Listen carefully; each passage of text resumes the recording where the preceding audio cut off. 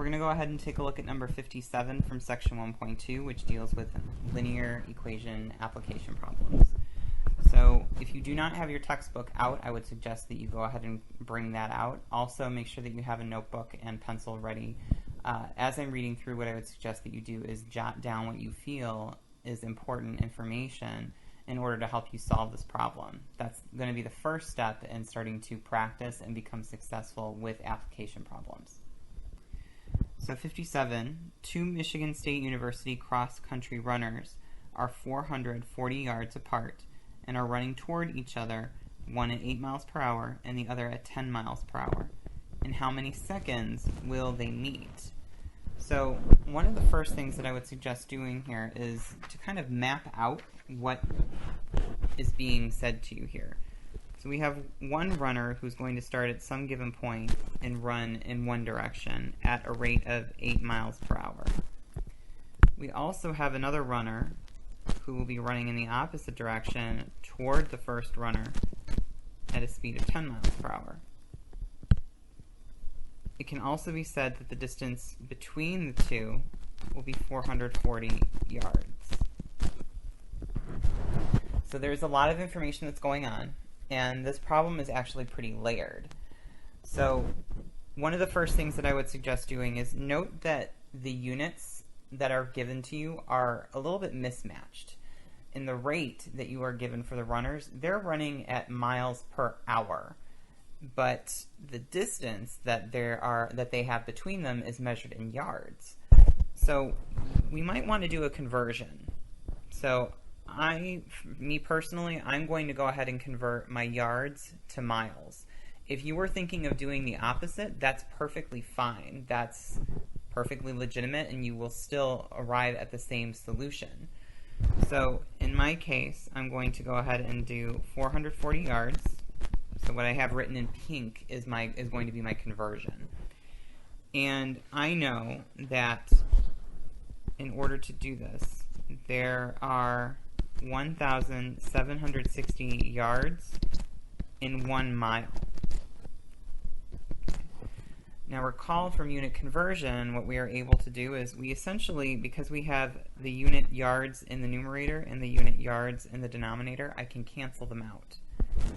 Okay. Then I can actually perform this multiplication. So 440 times 1 will just give you 440 over 1,760. And the only unit that you have left in this conversion is miles. If you were to go ahead and type this into your calculator, you would be able to quickly see that 440 over 1,760 is the same thing as 1/4 mile. So now what we can say is we can start working with the idea of distance equaling rate times time, because we know that we have someone who's running for a certain amount of time at a given rate, so we will be able to then determine specifically how much distance they have covered. So for your first runner, which I will go back to the blue ink, we will say that the first runner's distance is going to be equal to a rate of 8 miles per hour times some time.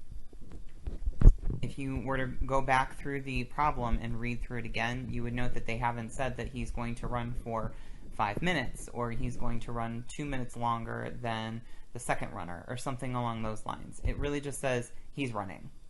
So we can, because they're giving us a very basic and generic statement, we can also just use a very basic and generic variable at this point.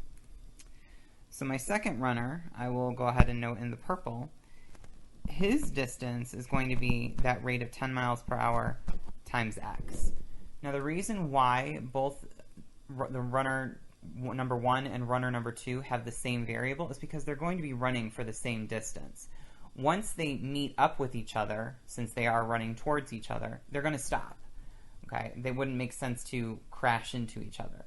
So that's why they will run for the same amount of time, because at the same time they will meet and therefore stop running. So then what I know then collectively is that the distance of runner 1 plus the distance of runner 2 will be equal to that 440 yards. But I've already done the unit conversion, so I know that the distance of runner 1 plus the distance of runner 2 is equal to the same thing, which is 1/4 of a mile. Okay, so bear in mind that what we have up here, 440 yards, is equal to 1/4 of a mile. So what I actually did was I did a substitution. These two values are equivalent to each other, so I'm just swapping one out for the other. Okay, so what this permits me to do, I'm going to go ahead and combine my like terms on the left-hand side to get 18x. This is equal to 1/4. Okay. Going to go ahead and do this a little bit differently since I'm working with fractions. Essentially what I'm doing is I am dividing both sides by 18, so I'm really not doing anything new, but I want to preserve that fraction. I don't want to work with decimals at this point. So if I multiply both sides by a 1/18, I'm still able to cancel out the 18 that is being multiplied with the x. So I'm going to have x is equal to 1/, this will become 72. And note that this is going to be in a measurement of hours, because the rate that we started off with was miles per hour, so the time that we're going to get will be measured in hours as well. So here's the extra layer then.